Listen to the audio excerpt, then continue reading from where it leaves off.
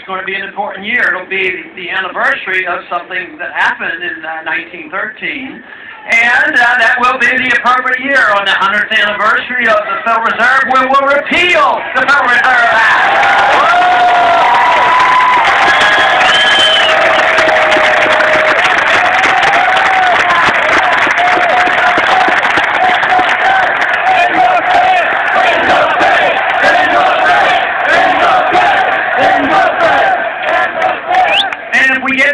To come around to really understanding what personal liberty is all about, they will realize what Jefferson talked about, that we have a God-given right to our life and our liberty, and we ought to have a God-given right to keep the fruits of our labor as well. Amen!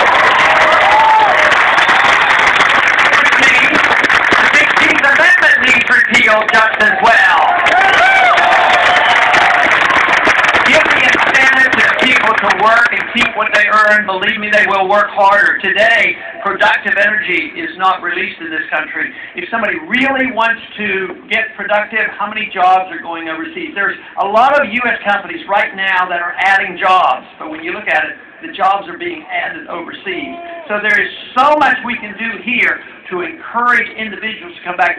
The tragedy here in this country is if you're on the receiving end, if you know the inside track, you get the benefits as the bubble is being blown up, and then when the crunch comes, guess what? They get bailed out. We need to stop all the bailouts. They don't deserve the bailouts.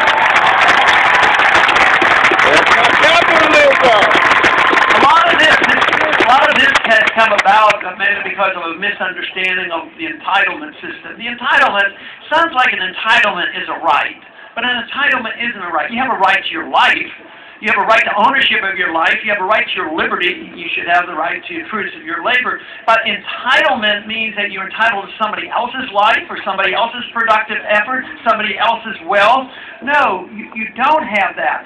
But it's always well-intended to say, well, this is only for the poor people, the people falling through the cracks, and they're entitled to own a house, and of course that led to the housing bubble, and they're entitled to free food and free education on down. There is no such thing as free stuff. You have to take it from somebody. So it reminds me of my little bumper sticker in Washington, D.C. It says, simply, don't steal. The government hates competition.